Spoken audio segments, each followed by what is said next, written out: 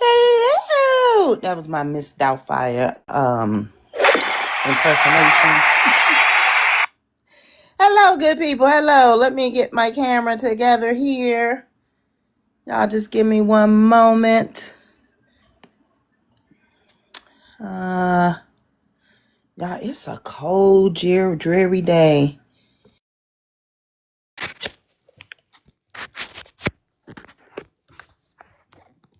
Get my current selection. I think I'm gonna go with that one. Boom. Hello, Miss Divine. Hello. How I are you am doing trying to tonight? get my camera together as well. I am doing good. How are you doing? I'm here. I'm around. Yeah, you're alive. You're alive. Yes. Yes, that's how it is. As long as you're alive, you're doing it right. That's all that matters. Right, Ayana, you got it. Hello. I can't even do it in my British. Hello. Never mind. I'll leave it to Robin Williams. May he rest in peace. Look at me. I can't messing up on the first day trying to get my background together. Okay, so you gotta put your camera on and then hit your background and hit save. Make sure you remember to hit save.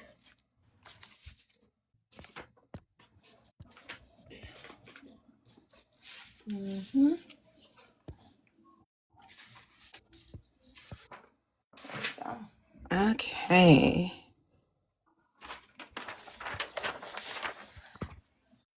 Hello, Salaam. I'll be bringing you up in just a moment. Okay. I guess we'll bring you up right now. I was going to wait till my co-host get my co-moderator. Boom. There you are. Yes. And Even though I'm still having some background issues, we are okay. Let's go ahead and do this. Yes. hello, Salam. How are you doing? Now, we have been over here really debating about how to say your last name. All So right. let us know so we get it right. Listen, I tell people just Beyonce me. Salam Beyonce. Just Salaam. I got it. But I want to know for my own personal. It's Yeah. Bhatti? Bhatti. Bhatti. Yeah. Salaam Bhatti. I got it. Perfect. But I am going to call you Salam, correct? Perfect. Perfect. That works for me. And I'll call you All right. Buttermel. You can call me Buttermel. You can call me Mel. You can call me Melanie. That's who I am. Okay. All right. But any of those work. I go by them all. Yeah. And this is Miss Divine here. Hi, She nice to is meet you. doing her first town hall tonight. So be Yes, nice so to her. please be nice. Happy to. There's too much unnice things happening out there. Yes, Oh, so true. Well, again, I just want to remind everyone that's in here already, make sure you are hitting this Our Vote Counts, holding that down so you can share this out to everybody. Make sure you're tapping the live. If you have any questions for Mr. Salam, then you can put them in the chat or request up. So now let me to tell you and everybody else who we are, okay? We are Our Vote Counts. We are a nonpartisan movement. We are a nonpartisan coalition of citizens from diverse states and backgrounds. United by a shared commitment to empowering voters and promoting candidates. Excuse me. Hold on. It's okay, Buttermilk. It's okay. Oh my God! Something's on my head. What? Thank you, Ayana, for sending me on.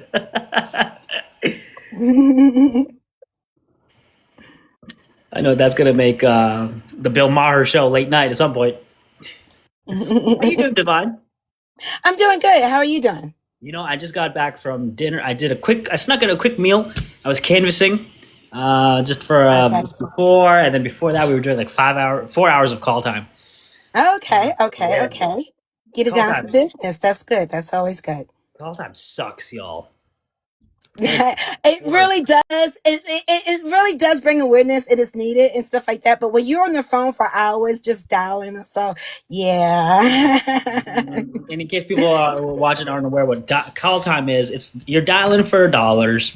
and you're calling donors who don't even live in the district. For 4 hours, you're leaving voicemails, and no one ever called back. And that's 4 hours I could have been knocking doors and actually meeting the people who were going to vote. Exactly. That's Hey there. Hey, Divine. Hey, Salaam. How you doing? What's up? Is that Sianka? Yeah. Oh, he got it right. You got it right. Yes. We're waiting for yes. her. She may have keeled over from a cough attack. Yeah, so while Buttermilk's getting herself together. We're over in Virginia. It's pollen everywhere. Where are you all at? I'm in North Carolina. I'm in Colorado. Okay. We haven't quite made it there yet. We're almost there. Okay. Yeah. But while she's getting herself together, this pollen is crazy. So Our Vote Counts is a nonpartisan coalition of citizens from diverse states and backgrounds united by a shared commitment to empowering voters and promoting candidates who stand for integrity, inclusion, and accountability in the upcoming elections. Formed by a collective of educators, veterans like me, small business owners, students, and community advocates, Our Vote Counts represents the strength of unity across geography, race, and ideology. While our stories are different, our mission is the same: to ensure that every voice is heard and every vote truly counts. We want to welcome Mr. Bhatti. I want to say that. I want to say your last name. It's so, I love it. I love, like, Bhatti, like, it's like a, dance, whatever. But but I love it. Buttermilk, you good? You gotta get the name right. It's important to get the name right. Yes, I am in the DMV, sir, so I do know about this pollen right now. Yeah, we had a crazy storm last night, and I'm so grateful because it washed away the pollen, only for a new layer of pollen to come on. Right. Pretty much. Right. Well, thank you for introducing us, Sianka. I appreciate you. You're welcome. You can drop me down if you need to. If you need me again, I'm here. All right. Perfect. All right. So, Salaam, let's go over some of the things I done found out about you. Okay? So, you are a public interest lawyer. Mm-hmm. Yep. That's something new to me, so you're going to have to explain what that is. A father of two. Are they boys, girls, combination? 2 boys. Okay. I have 2 boys and a girl, so Okay. you might want to boys, say, one girl. I can't wait till I get my girl, but trust me, stick with the 2 boys. So I'm gonna, and you are a husband, I'm gonna assume. Yep. Okay. You currently running for a Democratic position, or with the Democratic Party, for Virginia's 1st district in Congress. Right. You are a child immigrant. Grew up experiencing poverty and relying on programs like WIC and free school lunch, which are experiences that now shape your advocacy for working with families, correct? That's right. Now, professionally, you have spent over 16 years fighting poverty and hunger through legal and policy work.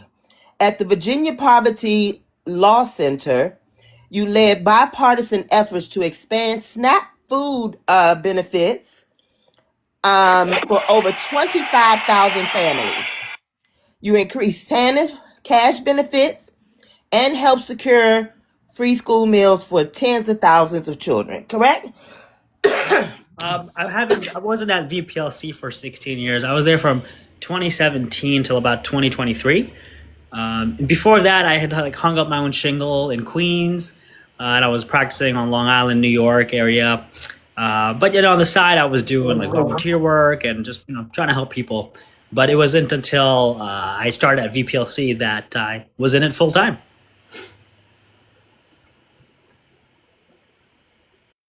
Okay, there we go. Now, you was the director of the SNAP unit at the Food Research and Action Center. Right. We lost Okay. the camera, Mel. Oh, I done hit the wrong button. um, you advance national policy incentives to combat hunger, improve access to nutritional support. So it sounds like you've been already been putting in the work, sir.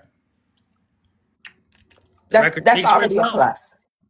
That's already a plus. So you are running to unseat Robert Whitman. Robert Whitman, the government name. That's right. Throw in an H in there. Robert H. Whitman. I don't know what his middle initial is. It's J, actually. Robert J. Whitman. That sounds very lawyer-like, though. Now, Virginia's first congressional district, often called America's first district, stretches across Richmond's suburbs, east towards Northern Neck and Middle Peninsula, and it includes areas like Jamestown, Williamsburg, and Yorktown, which explains the name America's first district, okay? This is where our founding fathers started out. Your district encompasses about 823,000 people. So that's a lot of people to represent. And 70% of your district is urban. So that's a lot of city folk that you're going to have to, and us city folks can be really particular. The rural folks are a little more laid back. With a median household income of a little over $100,000 a year. So you got, what is the middle class city folks that you representing, correct? It's not that much urban. I want to say that's probably suburban. Okay. Yeah. Suburban mixed with urban. Not too much urban in the current makeup of the district. Okay. Once we have redistricting go through, then we'll get a little bit more urban because we'll get the western parts of Richmond City in the district. We don't at the moment. We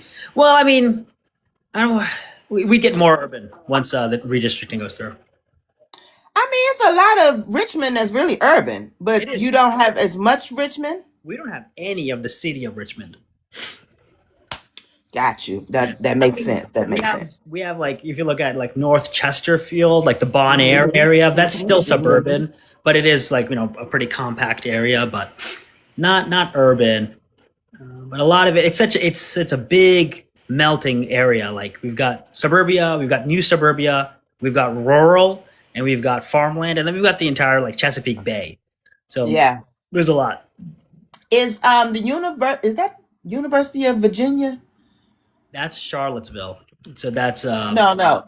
I'm thinking about the one that's off of because I would come through there all the time, and I used to stop there to Virginia Union, VUU, huh? Virginia Union.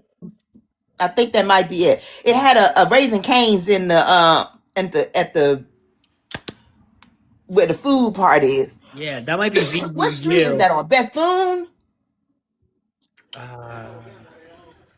Not exactly sure, but that's not in the district. No, Arthur Ashe. I think that's where, like Arthur Ashe Boulevard or something. Maybe Belvedere. That maybe. Sounds right. Yeah, that's not in our district. That's in a different. Okay. Yeah. Okay, I was just wondering if it was in your district. Yeah, we've got like William and Mary. Okay. A little bit of like the University of Richmond campus kind of like comes in there as like on the borderline. We've got a community college. We've got Randolph-Macon College. So yeah, and then there's a lot of students from the district who go to different colleges across the Commonwealth. Oh, perfect. Well, Salaam, let me tell you how we do this. We have 5 topics we go through. And in those topics, in between those 5, within the 5 topics, we're going to ask 2 or 3 questions, depending on how long or short you answer the question. And feel free to answer it as long or as short as you need to. But in between those 5 topics, we do what's called rapid fire. And in the rapid fire, we just kind of ask questions that have quick answers to them.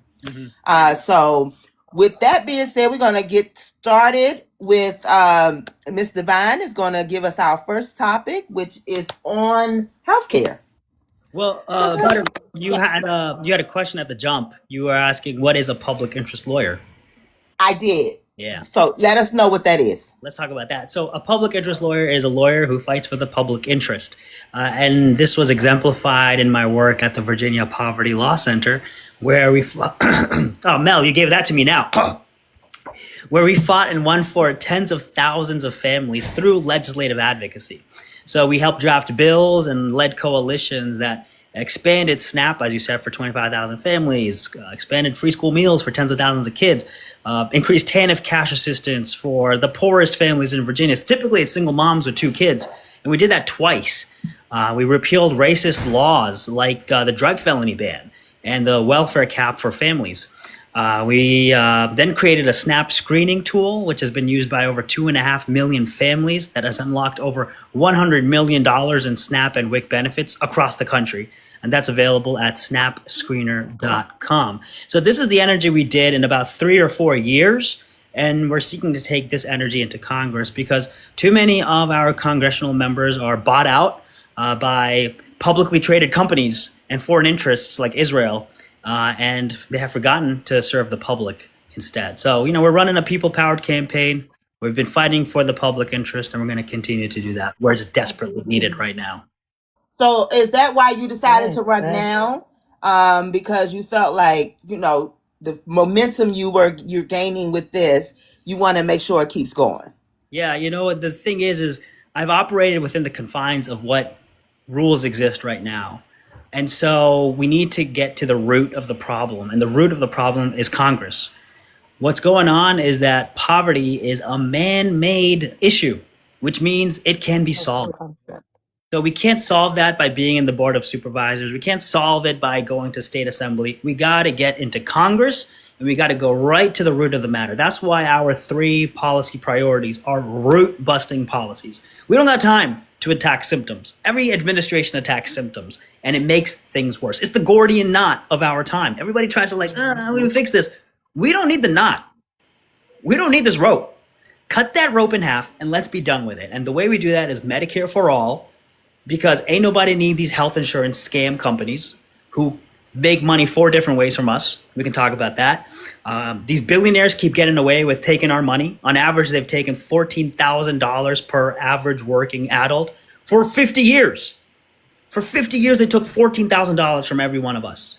And that's why you're making more money than your parents and your ancestry, and you still won't even make it to the next paycheck because they keep getting richer. And then third, campaign finance reform. We are in a war with Iran, not because we need to, but because Israel wants it. And we are all puppets for Israel at this moment. And we are now spending $1 billion a day killing girls in schools, killing little boys who wave goodbye to their mom. For what? So Israel can expand? Don't say that word. That KILL word. TikTok don't like that word. Nerd? They're we usually say unaliving, but you're welcome to find a word that you like. But unaliving, well, I don't like any of these words. These words. So this is what's going on. When there's as Tupac said, they got money for wars, but none to feed the poor, and that's because our elected officials are bought out by these corporations. They're making millions of dollars through stock trades, and no one is really. On the majority scale, people aren't public servants. They're in it for themselves. And I've taken the integrity pledge. I'm in favor of Congress members being banned from trading stocks. I sold my stocks a couple weeks ago. I'm not in it for this. I'm in it for the people, and I'm not in it for life. To be a public servant, to serve a master, the master being the people, that is an arduous task. It's not something you can do forever. And I don't know how these 80-year-olds are doing it. I love my children, I love my wife, and I can't wait to see my grandchildren. I don't want to do this forever. I want to get in there, get that change, and get out. Absolutely. Now, we normally don't have people up this early on because we like to ask all the questions. Yeah. I'm just kidding. But this is a special woman right here. So I said she could go on and come up and give her her question. You're calling me special as a dig. I know it is, Melanie. It's not. It's fine. It's fine. It's okay, Melanie. Ayana, you're a sweetheart. You really are. Oh, divine. Oh, okay. Well, let's focus on the candidate for a second. Let's focus on the candidate. What would you like to ask Mr. Salaam? Salaam, this is not your first time running for Congress, is it? It is. It is. This is your first time? You've never run for office ever? I've thought about it. I've helped on other campaigns. Okay. My friend Okay. Qasim Rashid ran for Congress against Rob Whitman, and I Okay. helped on the campaign. Okay. Well, since this is your first time and you've already you've worked to expand SNAP benefits, I believe you said, and get more public benefits to the people who need it the most. How do you think you can translate that into federal legislative work? Yeah. So when I was at the Food Research and Action Center, we were working on federal legislation. We helped a few Congress members with their drafting of bills, and being a policy expert, we were able to get into the wonky weeds of all the details. So we were fighting the farm bill that the Republicans were pushing forward, and being a policy nerd, we were able to see inside, like, hey, this language is actually going to affect millions of people this way, negatively. So we would push back and ultimately ended up defeating that. Unfortunately, the Republicans then put that big, beautiful bill through, and a lot of those provisions made it in there. Again, we were looking through with a fine-tooth comb, and we were able to say, hey, this is how these things are going to negatively impact people and end up being a tax cut for the wealthiest folks in human history. So having that wonkiness, we're able to draft things. And one of the wonderful things about Congress is that we can make things up. And when we make these things up, that they're going to help tens of millions of people. And I can't wait to do that. Okay, but there's a difference between drafting and coming up with good language and actually working with, negotiating, and trying to convince people who are on the other side of your politics that this is better for the nation than whatever it is they've come up with. I love it. I love it. Yeah. So here's what I was able to do when I was at the Virginia Poverty Law Center. I became the only advocate in the nation who united Democrats and Republicans to unanimously vote to expand a welfare program. And the way we did this is we made a broad coalition. We understood that, hey, we as advocates don't have the power. Corporations have the power because they got the money and they're the ones donating to a lot of these elected officials.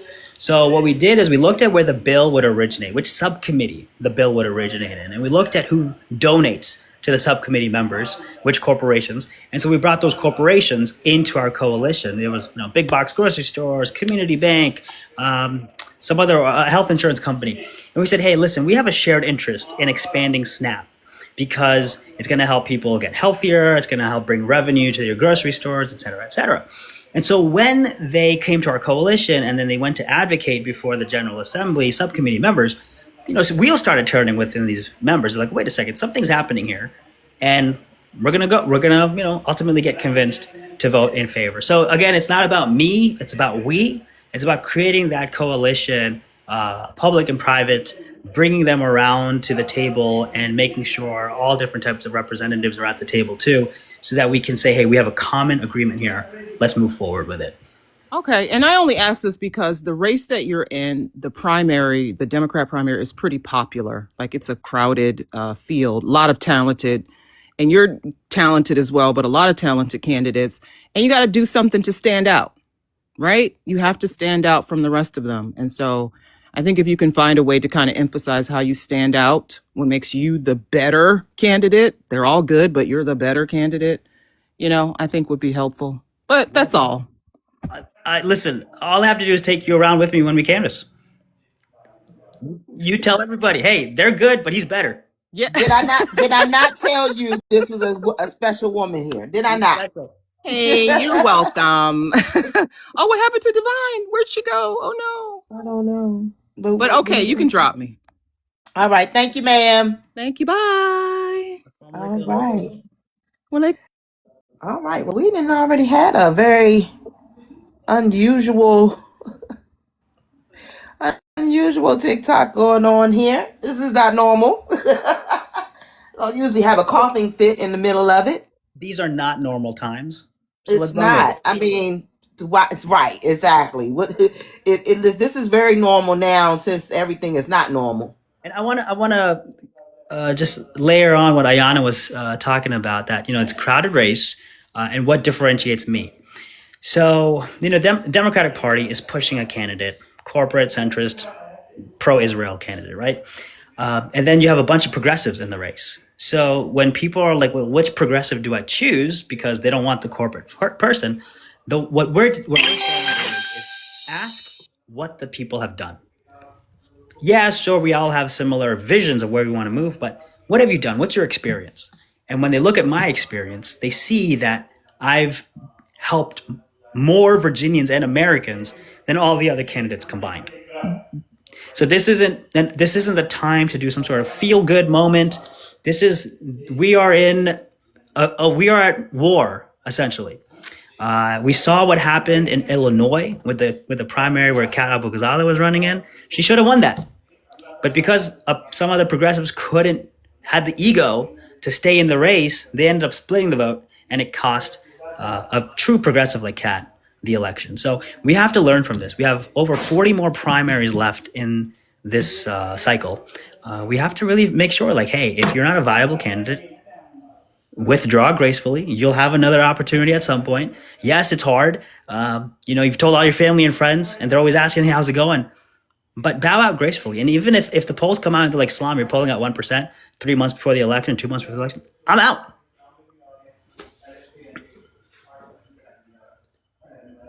So I'm actually going to get Ayana to come up here. I thought I was good today. Apparently, I'm not.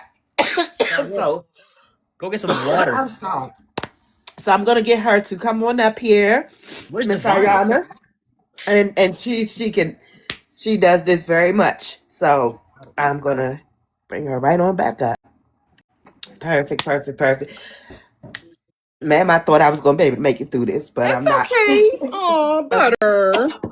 Butter to I know, and I'm so upset because I was excited to talk to him. Go get some warm water, maybe put some honey in there. That I will do. Yeah. I'll see y'all later. Okay, bye, Buttermilk. Oh. Okay. And Divine is back. Yes. Oh my gosh, just in time. So sorry. This is a revolving door. Listen, this pollen is not playing. It's not playing with any of us. It's taking no prisoners. This is rapid fire already. But that's why we have to have so many moderators, because sometimes some of us have a wee bit of an emergency. So, Bhatti, I'm sorry, Salaam. Yeah. Salaam Bhatti. Salaam, tell me, what is one pressing issue in your district that you believe your representation of the district in Congress can solve? Yeah. So one of the big issues is that farmers in our district are affected by a sneaking monopoly that's coming up behind the scenes. A lot of people aren't aware of. And what's going on is that when you have what's happening in the back behind the scenes is that there's corporations that are coming together to control the seed that farmers plant in their fields, the potash that farmers buy to create the fertilizer, and the fuel that they buy for their tractors and combines, and then how John Deere itself is not allowing farmers to repair their own machines. So what we're seeing with the monopoly forming is that these corporations understand each farmer. They know how much seed they have left. They know how their crop is growing, and they know how much fuel they have left in their tanks. And what they're able to do is they're able to dynamically price these farmers and just extract as much money as possible from each farmer. A lot of people aren't aware about this. What we have to do is we have to get antitrust going in here and make sure we split that up. When President Trump put in these tariffs on Canadian exports, then one of the biggest Canadian exports that America imports is something known as potash. Potash is the way that farmers make fertilizer. And so when those prices increase, then guess what? Farmers have to pay more. And when farmers have to pay more to plant their seeds, then we have to pay more for that food. So one of the things we need to do in Congress is take back the power of the tariff and undo all that harm. And then regarding farmers and their combines and their machining, we need to pass a right to repair. Let them be able to repair, because what's going on right now is that farmers are effectively just sitting in their combines and their autonomous vehicles at this point, where they're going about their their fields. And whenever there's an issue with the combine, they just push a button. John Deere comes in virtually, fixes the thing, and then it continues. So what this means is that could be in 10, 15 years where farmers are out of jobs because everything's gone AI. So we got to protect our farmers. We don't want corporations going in on this, on our food, because we see what happens when corporations take over. They do what they can to make production cheap, and then that has a terrible impact and output for us. Okay, so when you're out canvassing and you're talking to these people about their most pressing issues, are they still expressing concern about the tariffs? I know they were promised a bailout from Trump. Did they ever receive it? And now that we have this conflict, I want to call it a conflict just for TikTok purposes, but we know what it is. Are they feeling the hurt anymore enough to move the needle from who they want to vote for, who they traditionally vote for, to the Democrats? Yeah. So for Republicans to convert, it's a losing strategy. Pew Research came out with research that said that Democrats win in the midterms not by converting Republicans, but by bringing out voters, disaffected Democrats and independents. So that's the strategy we're taking. We're running on a platform that's popular with the people, overwhelmingly popular with Democrats and independents, and pretty good with Republicans too. So that's what we believe is going to bring out the vote. When we're going around canvassing, we've been canvassing for the past month, I mean, people are just, their eyes light up when they hear about what we're running on, because it's like, wow, there's actually a candidate out there who's running for you. I mean, they see it on TV, but to have that actually happening in their district, it's really inspirational to see that. And sometimes I'll be, canvassing. Just yesterday I was canvassing. I came home late at night and I had friend requests from the people I had just canvassed on Facebook. So it's like, oh man, like this is happening. Being recognized is good. That's amazing. That is really good. I often find that when people go out and they talk to potential voters, that a lot of them will be on their side. And then when they go to the primary, it's like, okay, why aren't you voting for us in the primary? They express a lot of the same concerns, and you'll have a plan for addressing those specific concerns, like a concrete plan. We know that Republicans are not very good at governing. They're good at promising things and not delivering. And Democrats actually deliver. Okay, so why aren't you voting for the Democrats? And I often ask candidates, do you think it's a cultural shift that needs to happen? And what do you think? Do you think it needs to be like a generation needs to go the way of the wind, or does it need to be a cultural shift in order for more Republican voters to come to the Democrats? At least vote Democrat. They don't want to be Democrat, that's one thing, but at least vote Democrat. Or at least stay home. Oh, that, yes. Yeah, there's like, listen, boomers who are in Congress, not in general, just boomers in Congress, have ruined the world. And this whole conflict that we're seeing in the Middle East right now, it's not the first rodeo. We saw that 20 years ago, and it was the same people in power. So yes, I believe that there is this just cultural, a generational reckoning that's happening when I'm speaking with older folks. They're just like, I've heard from multiple people, not just one person, multiple older folks saying, we've ruined the world. It's time for the younger generation to come in and fix it. And I'm like, well, you better donate. Right. Yeah, exactly. Especially when it comes to grassroots candidates. Yeah. You all rely heavily on what the Mike Johnsons of the world like to call small dollar donors. Mm-hmm. Well, yeah, if 1 million people donate $5, that's $5 million. That's a lot. That's a lot for a campaign. Just even a primary campaign, that's a lot of money. And when some candidates are receiving $20 million, $60 million. So yeah, if we want to see change and progress, we have to come up off some of them coins, right? I mean, and we've budgeted, we're going for like $400,000. Like we can win this primary with that little. And what that means is like, effectively it could be like 3,000 people giving like $20 a month. Right. There's so much power in numbers that people we've isolated each other. And so people are like, what's my $20 going to do? Well, yeah, your $20 is not much, but with so many folks, like with our powers combined, we are Captain Planet. Like, I love that. And you know what? Divine has some wonderful rapid fire questions that she's going to ask you. So I'm going to let her take over. Go ahead, Divine. So let's do the rapid fire questions. Okay. Divine, what is it? Does this mean like yes or no, or like one sentence? It's going to be either or. Okay, so I'm going to give you situational situations to choose from, basically. And it's just basically just how you would like to handle this situation. So for the first one, it's mainly talking about economic priority. If you had to choose between expand government assisted program or focus on job creation through private sector incentive, which one would you prioritize first? Expand government programs. Okay, good one. Okay, bipartisanship and party loyalty. In a close vote that impacts your district, compromise with Republicans to get something passed or hold the line with Democrat leadership even if nothing passes. Ah, man, that's a good question. Yes, that's a tough one. That's really tough. That's a good one.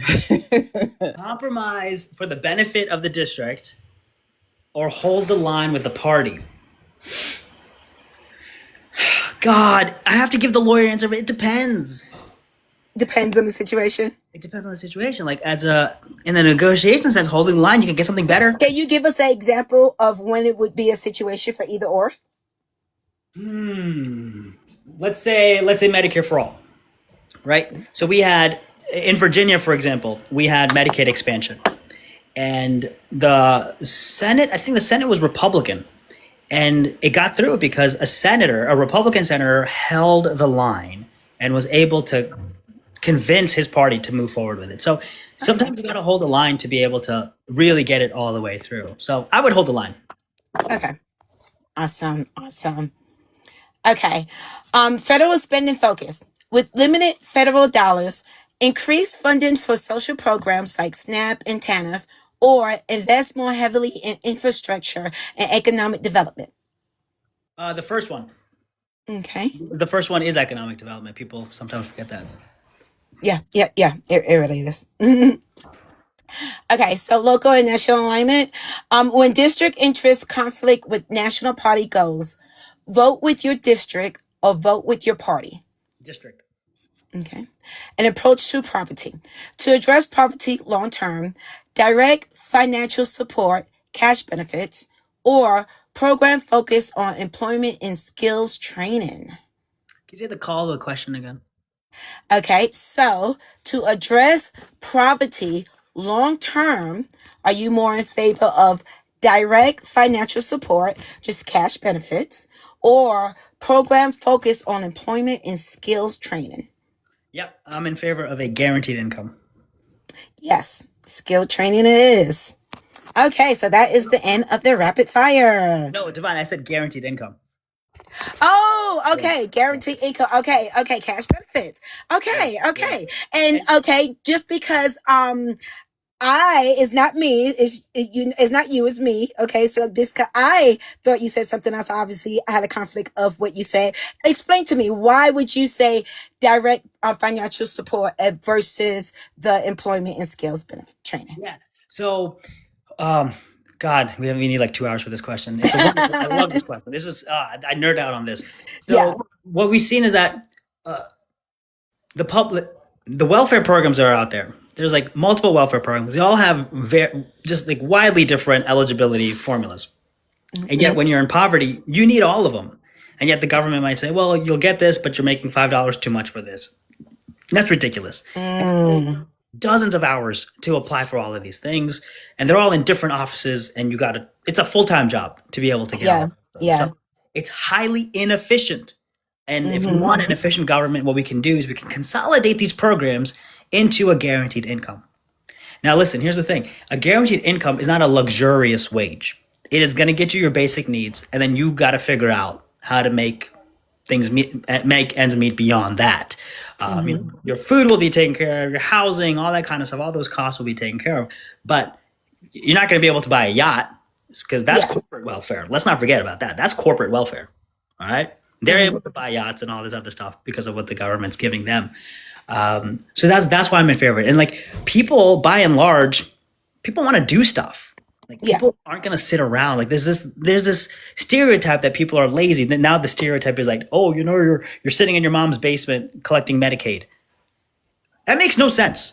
You don't have like a belt of like Medicaid vouchers that you're selling on the corner. Yeah. Like no one's selling doctor visits. Like what people are so inept in Congress that they're saying these types of things only to demonize the poor.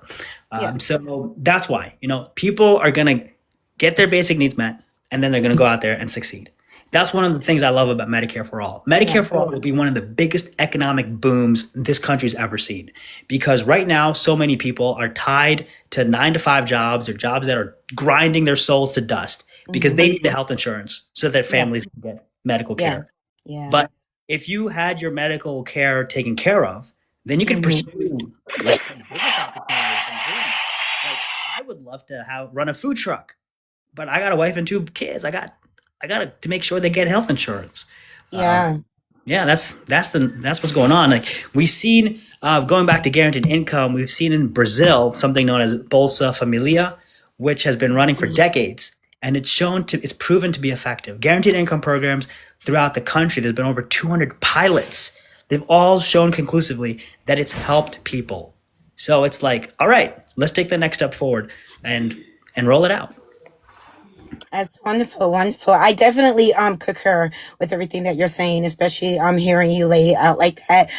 For 2 things, my personalized one, I know that I do not come from money, but I've been fortunate enough to be able to have developed my business. I own an insurance business or so, and that was I was able to do that, and part of that was because of the funding I got from the lump sum payment that I had got.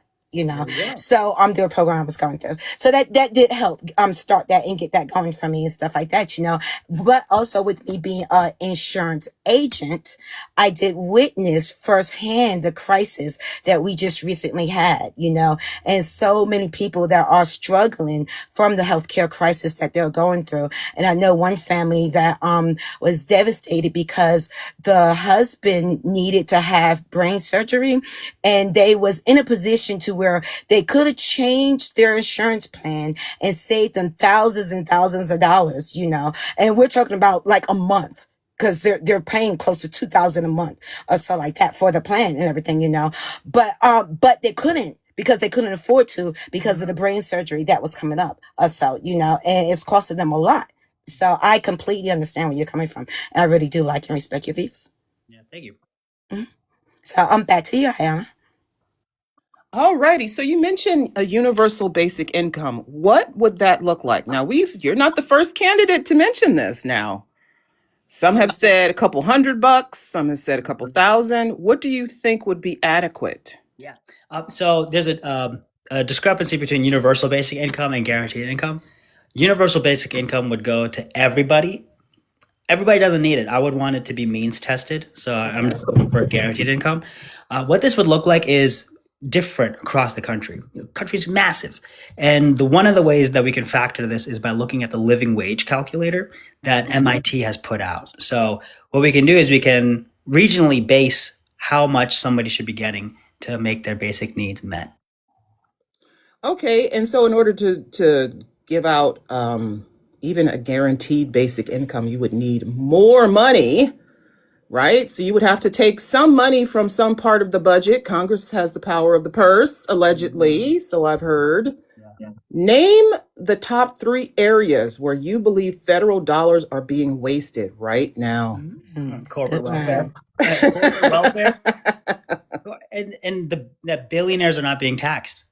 Right. We're getting away with literally murder they took $1 trillion tax cut by unfunding by cutting SNAP, Medicaid, and Medicare. And there's a budget reconciliation in the works right now where they're going to cut and gut these programs even more just to fund the conflict what's the word? I don't know. Is that the Conflict, yeah. conflict? Conflict.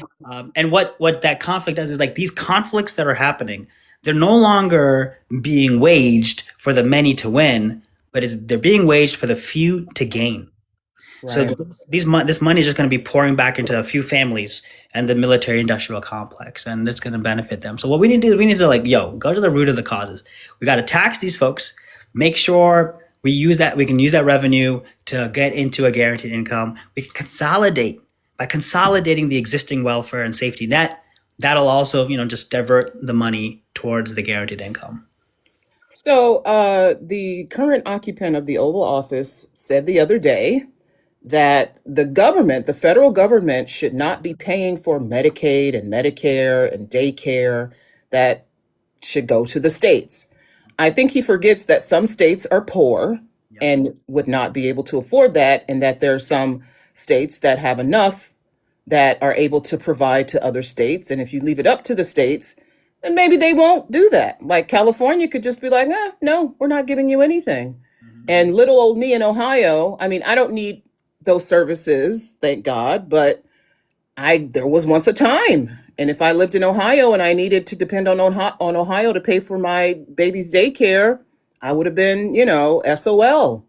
What do you think about shifting certain responsibilities from the federal government to the states? How do you feel about that as a person who's running for Congress? No, I agree with you wholeheartedly. There are states that wouldn't be able to afford it. And in fact, we already see that happening now, where a lot of states are taking in more than they are giving out in taxes, which is fine, which is absolutely fine. But this whole, this is coming back kind of like what Trump is doing is unraveling the federal system. He's kind of going back to like this whole states' rights thing. Right.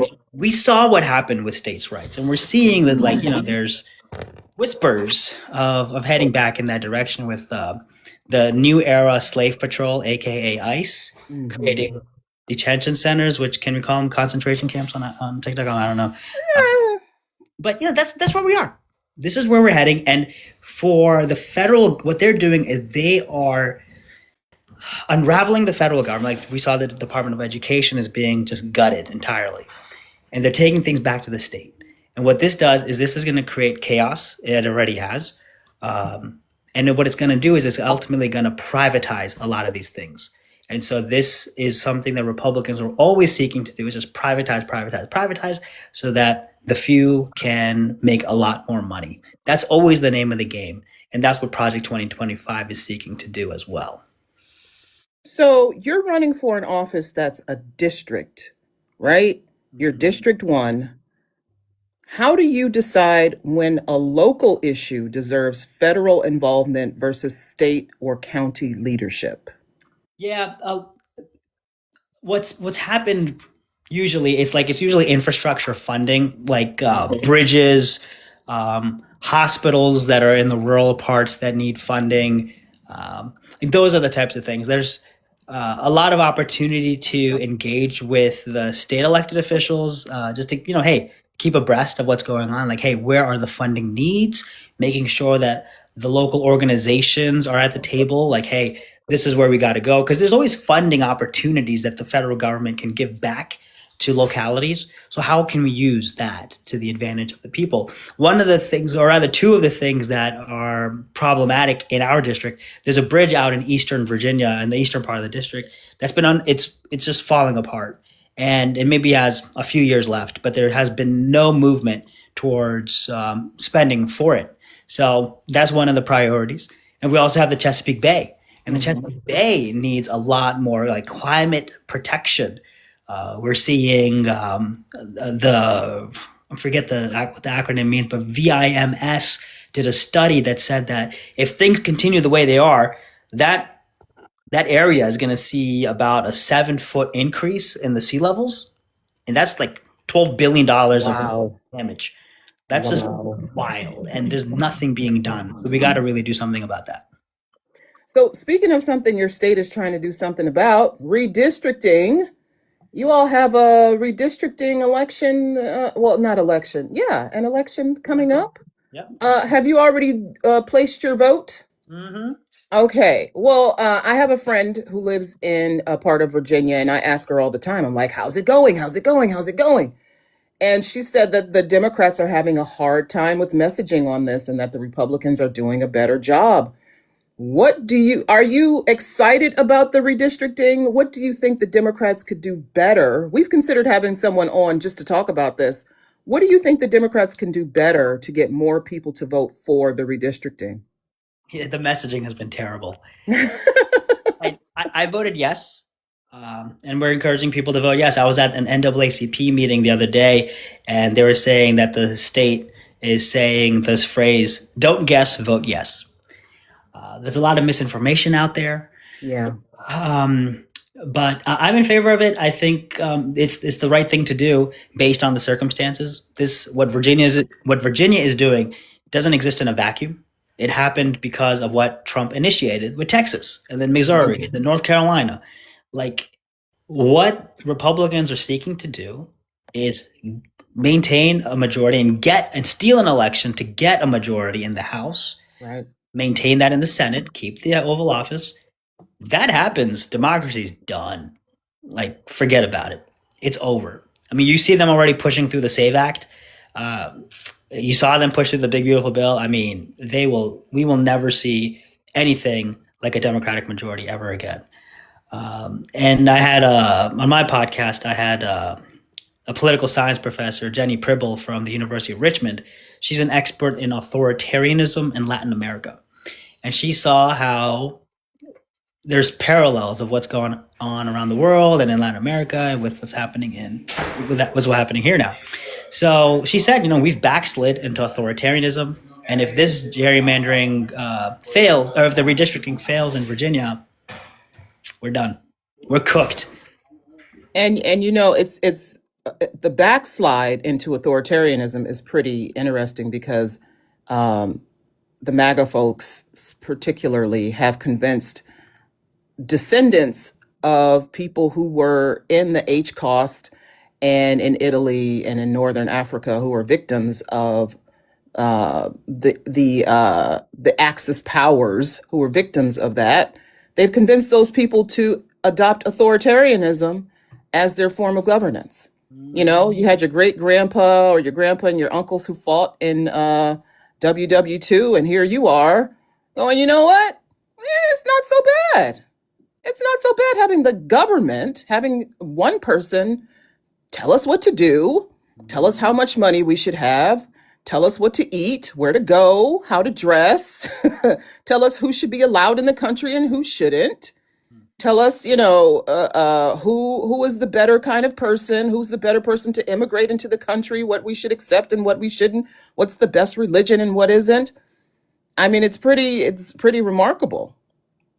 The Republicans have been really disingenuous here. I'm running against Rob Whitman. He's a Republican. He's decried the redistricting going on. But it's like, Robert, put your money where your mouth is. You have a majority in the House, the Senate, and the Oval Office. Introduce legislation. I will help you draft the legislation banning gerrymandering and undoing what happened in the red states and the blue states. Let's go forward. I mean, otherwise, the only standard you have is a double standard. Right. Democrats are the only party that has sought to ban gerrymandering. The House passed banning gerrymandering in 2019. It failed in the Senate. Republicans have never brought anything like this. So the precedent exists. If you are against gerrymandering in Virginia, vote yes. And then when we have the majority in 2028 and from the House and the Senate, and we get the president, then come 2029 in January, within a week, we can ban gerrymandering forever. And not just have a bipartisan commission, we can have a nonpartisan commission. But it's going to require, democracy is a participatory thing. It's not a sport. We got to vote in every single election. Exactly. We got to make your time, talent, or treasure and make this happen. It's going to take time. But we are here because yesterday's centrism has led to today's fascism because people don't vote. Now it's time. We got to do this. I like that. Yesterday's centrism has led to today's fascism. I like that. I might steal that. Okay, over to you, Divine. Yes. Okay. So, one thing that really interests me because my area that I'm trying to build here, so is I'm really concerned about my children and access to education. So because all of my children are of adult ages, and I'm going through that at this moment, and I know that in a lot of urban communities, sometimes it's not the fact of them wanting to go to college or so. What I'm hearing, and even from my children, surprisingly, sometimes is that it's the cost, is the finances, is this bill that they're going to be stuck with afterwards and stuff like that. I'm still paying for it, and it's still, especially when my youngest went to college just recently, even though this is two completely different areas or so. I was hit with the leftover, oh, you have to pay an extra $10,000 to get him in after all of the expenses and stuff, and that's just a bit much, for some people. So with the rising cost of college, what steps would you take to make higher education and job training more affordable and accessible for students and working adults? I had the pleasure of studying abroad for a year, and I studied in the University of Aberdeen in my junior year of college. Divine, 1 year abroad was cheaper than a year in America. Really? Yeah. And so, what we have an opportunity here to do is learn from these other nations. I'll tell you, like, hey, listen, one of the things about me is I love saying I don't know how to do it. I know a lot about a little thing, and I really want to be influential in that space. But for all these other things, I would love to learn from these other nations that have done it right. Like, no man is an island entire of itself, as John Donne writes in his poem. So how can we learn from these other nations that have done it right and where people are succeeding? And not only doing it for higher education, but also for vocational education too. That's a good one. That's a good one. I like that because sometimes it is the fact that not everyone wants to go to be an environmental engineer. Some people just wants to go to get the trade that's going to help them get to the next level that they want. So yeah, I totally agree with you on that. So Same thing goes for universal healthcare. Let's learn from the 70 other nations that have it and see how we can create a better form of it. Is it going to be perfect? Absolutely not. Nothing that humans make will ever be perfect. But the beautiful thing about humans is we always try to do better. So let's make it. Let's see how we can fix it along the way, and let's just do it. beautiful, beautiful. So, all right. Well, back to you, Ayana. All right. Thank you, Divine. I wanted to kind of piggyback on that. If you had to come up with a piece of legislation that would help people get their student loan debt forgiven or have their student loan interest capped, how would you do that? What would that look like? Oh, great question. It's not something I've thought about, but what we would do is first we'd have to look at, hey, how do we fund this? Every bill most often has a fiscal impact. So how do we fund it? Is it a way that we could just forgive it?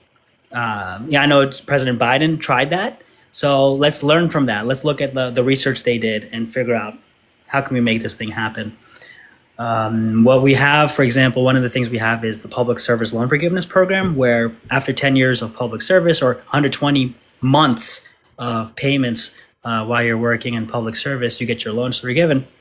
How do we reduce that to 5 years? 10 years is a long time. That's too long. I'm in year 7 of my public service loan forgiveness, and I'm old.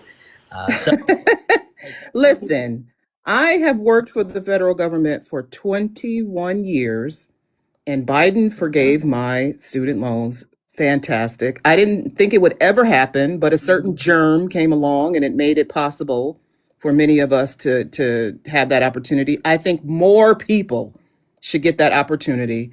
And now we have an administration that's saying, well, if you work for a certain nonprofit that has these goals in mind and they service these people, you shouldn't be allowed to have it. So they're trying to change it again. Obama changed it. He changed the amount of money that could be forgiven. He said the government couldn't afford to forgive all of your loans. It could only afford to forgive, I think it was $72,000 or something like that. So it's not without precedent that they've changed it, but it's always been for the better of they haven't changed who can get it, just how much money. I think more people should have access to this. What do you think? Yeah, absolutely. And I think looking at the numbers, I would love to see how going back to like the pre-Reagan corporate tax rates could help fund something like this. Okay. And there was a question in the chat. Are you in favor of a wealth tax on billionaires? I think you are. Yeah, that's priority number 2. Tax the billionaires. Yes. What's a good tax rate, do you think? Oh, well, it's hard to give a tax rate because so many loopholes exist for them. Right. It's really about cutting those loopholes. For example, one of the things that the ultra wealthy can do is leverage their net worth to take out loans to fund their lifestyle. So, all right, if you're going to use that as your way of making money, then let's tax that. When it comes to an effective tax rate, I don't know. Something to explore.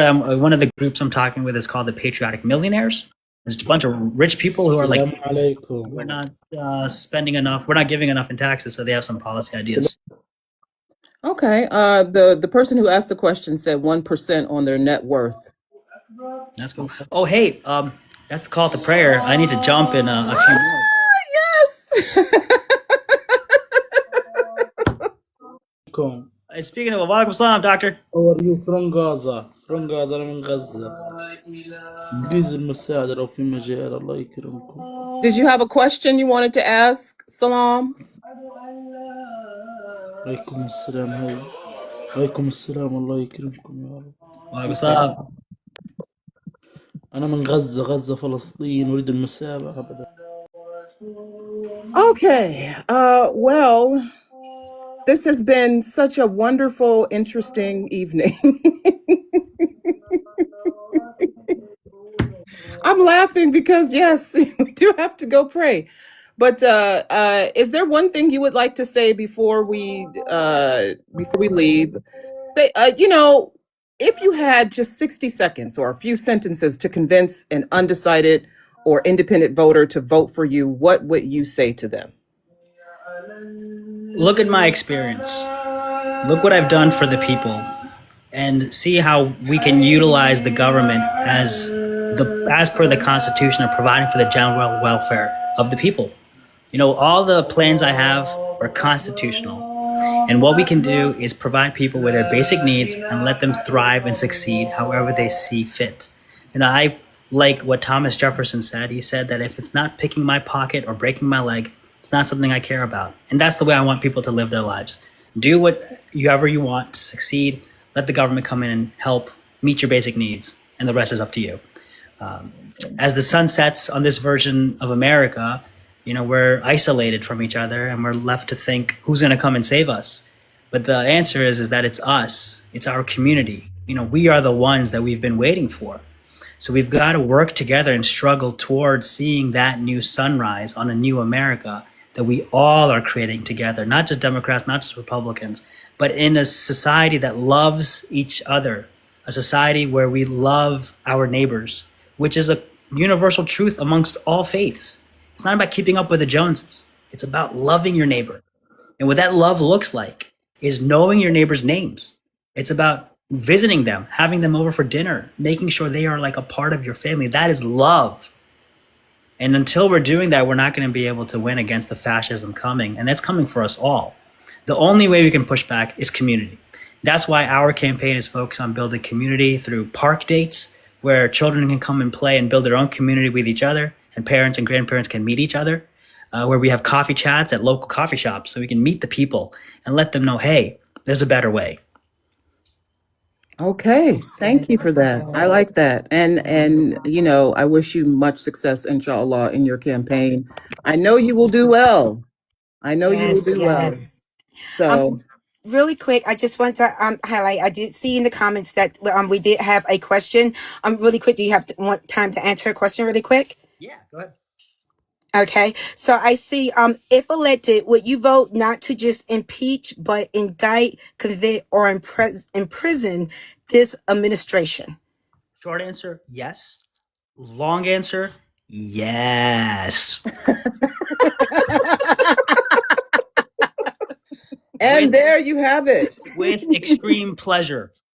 There you have it, ladies and gentlemen. Salaam Bhatti for the Democrat primary for Virginia's first U.S. House district.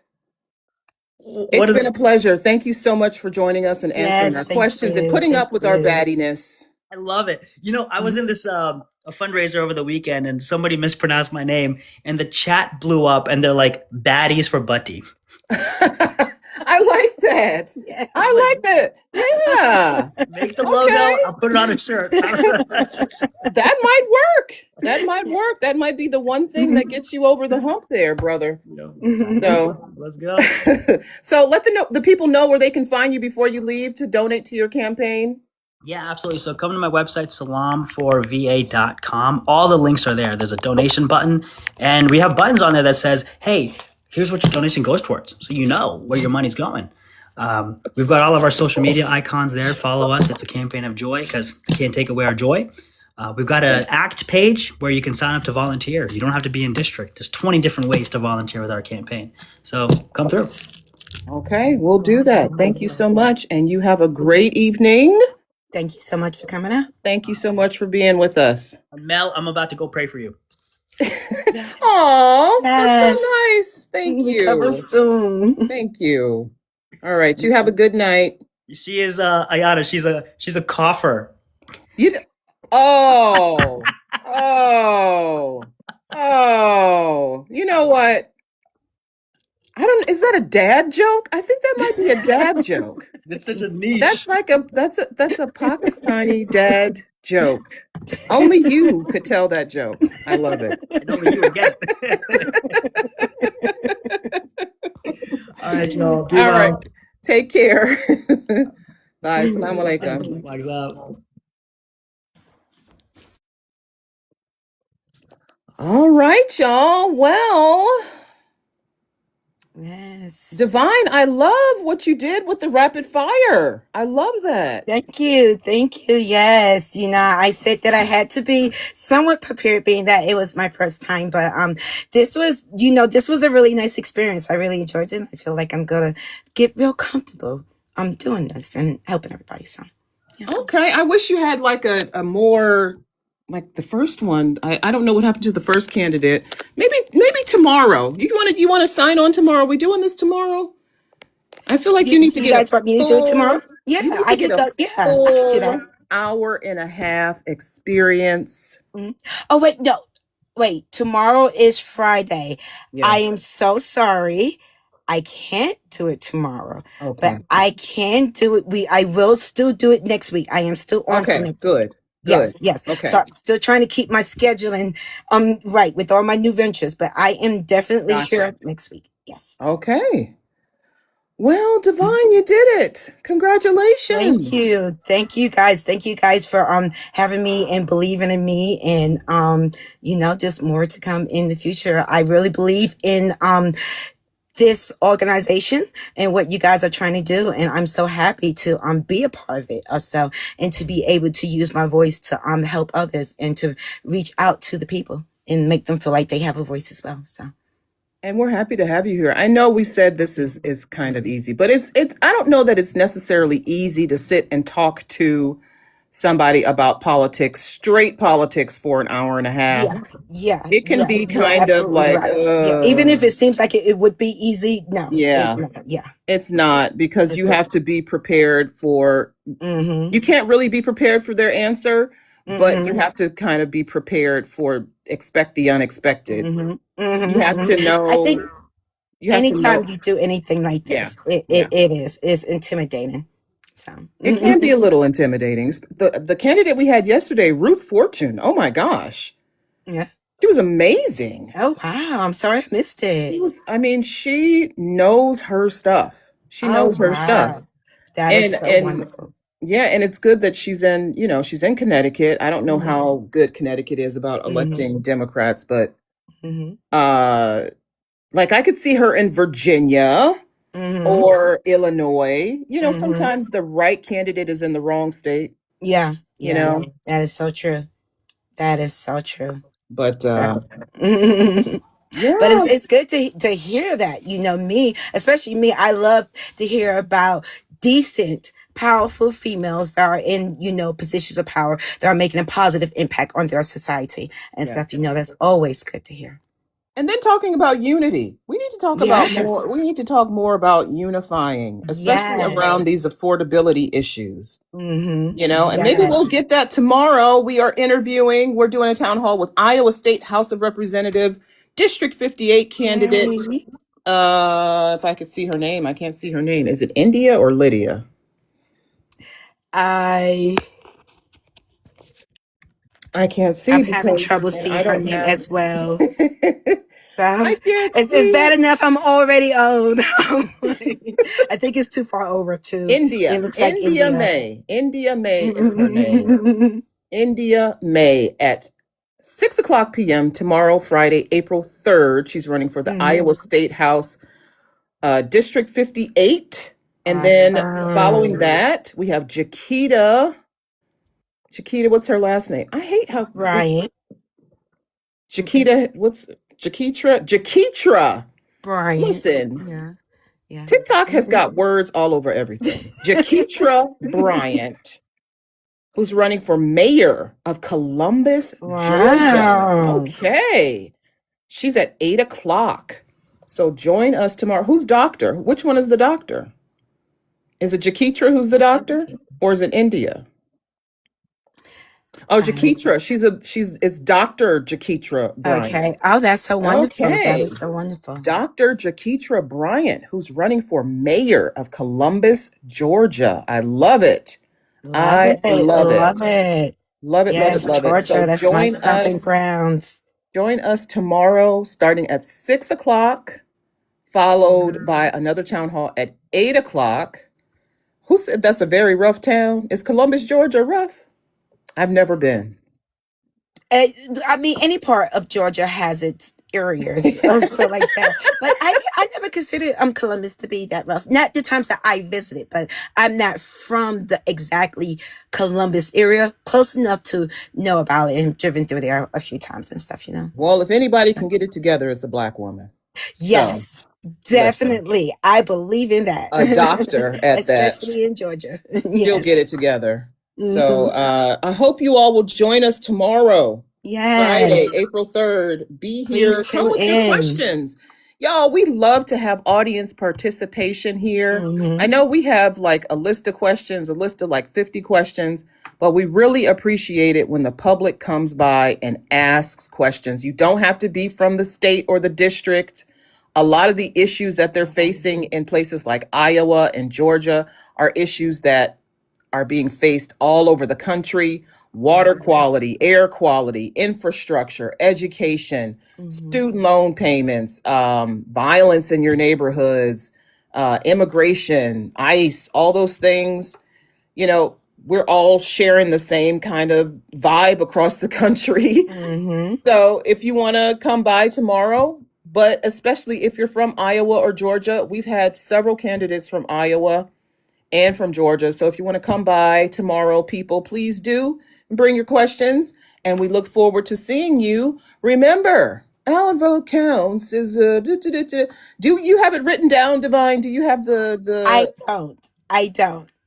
And I should be better. I should have been better because I did not have it written down, because when I went over my training, that was Buttermilk's part. So I'm like, I don't have to worry about it. And then look at me not being on top of my game.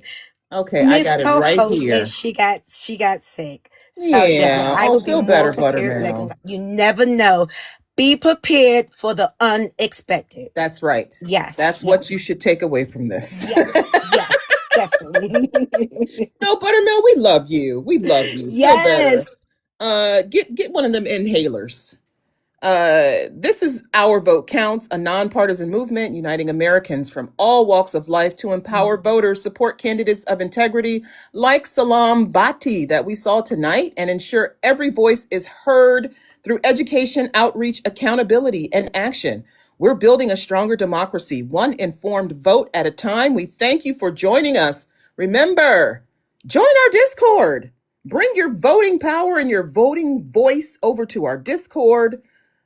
We have candidates, we have constituents, we have people discussing politics and other issues, their campaigns, what's going on with their campaigns, fundraising, etc. So bring your scoot booty all over to the Discord. If you're not familiar with Discord, I don't know what to tell you because I'm still learning and I've been on there for a year. The first time I seen Discord was like this, but once you get to used to it and looking at it, it's a bit more navigational. You know, I'm able to look at it Yeah. more, understand it. But the first time looking at it, I was like, oh my gosh. It's So, just a lot of rooms. It's yeah, rooms yeah. everywhere. And you know, when you have ADHD, you want to keep it simple. I'm like, I can't find it. I can't see all the, I don't know. But also, we are still looking for more moderators. Please, Yes. if you want to do what I do and what Divine is now doing, you are welcome to if you want. You just have to send us a DM and let us know your interest in becoming an Our Vote Counts moderator. We do all the training for you. You don't got to worry about that. We also have researchers who come up with the questions. So you ain't even got to do that. You don't. The only thing you got to do is look cute on camera. For the most And they part. do give you your space to get comfortable with everything, Yes. to really learn the material and stuff Yes. before you get on camera and everything. So yes, come on. So You have a send us a voice DM. that wants to be heard. That's right. This is the place to do it. Sell it, honey. Sell it. Yes. Yes. We also have our candidates roundtable. The next one is April 12th. We do this every other Sunday with candidates we have featured in past town halls. We usually get a good group, 4 or 5 candidates who want to come together and talk about current events and what's going on with their campaigns, and just to put their voices out there more, put their names out there more. With grassroots candidates, you know, some of them, the name recognition is not happening as quickly as they need it to. And so getting them out there, having them talk, go on podcasts and everything, and be on TikTok Live, it really helps them. So we have this candidates roundtable to bring them back. Also, next week, y'all, guess what starts next week? Early voting in the states of Ohio and Indiana Yes. for the primary in May, April 7th. Yes. Early voting starts in Ohio and Indiana. Yes. I'm going to be voting early in person, and I cannot wait. Again, thank you so much for joining us here at Our Vote Counts. Remember, your vote is your power. Yes. Thank you. Thank you, Divine. Have a good night, everyone. Bye, everybody.